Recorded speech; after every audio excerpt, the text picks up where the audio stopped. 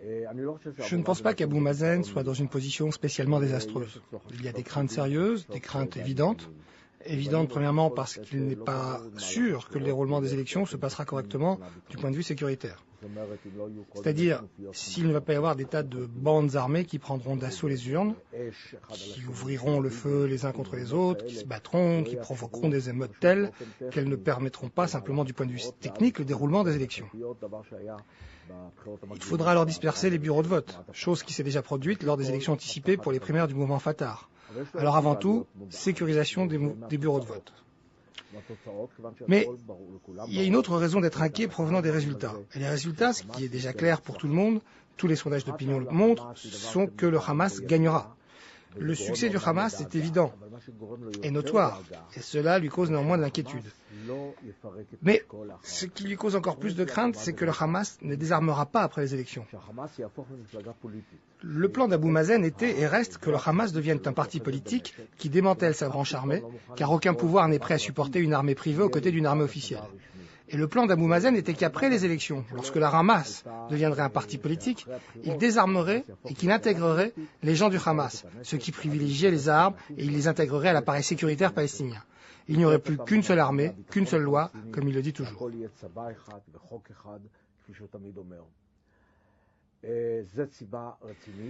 C'est une raison sérieuse d'inquiétude car tous les leaders du Hamas annoncent chaque jour, plusieurs fois par jour, qu'ils ne désarmeront pas et qu'ils ne démantèleront pas leurs unités militaires car leurs unités militaires sont destinées à continuer l'opposition violente, l'opposition armée contre l'occupation israélienne. Tant que continuera l'occupation israélienne, ils ne sont pas prêts à désarmer. C'est assurément une raison d'inquiétude pour Abou Mazen car il devra peut-être se confronter à eux par la force. Utiliser la force veut dire la guerre civile, ce qu'il ne veut pas, et il n'y est pas prêt.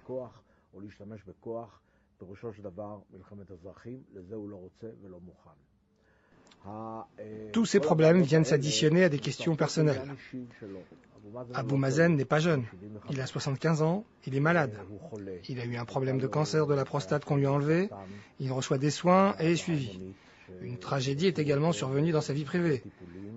Son fils aîné, Mazen, est mort d'une crise cardiaque il y a quelques années. Depuis, il n'est plus le même Abou Mazen que j'ai connu auparavant. Il est assez renfermé, dépendant de son humeur. Plus les gens vieillissent, plus ses caractéristiques se renforcent. Il a été élu pour 4 ans. Ainsi, il lui reste encore 3 ans à administrer son poste. Il a déjà annoncé plusieurs fois que, bien entendu, il ne poursuivrait pas un autre mandat. Cela me semble évident car il a déjà 78 ans et il est difficile de voir un tel homme continuer une action politique telle que le président de l'autorité.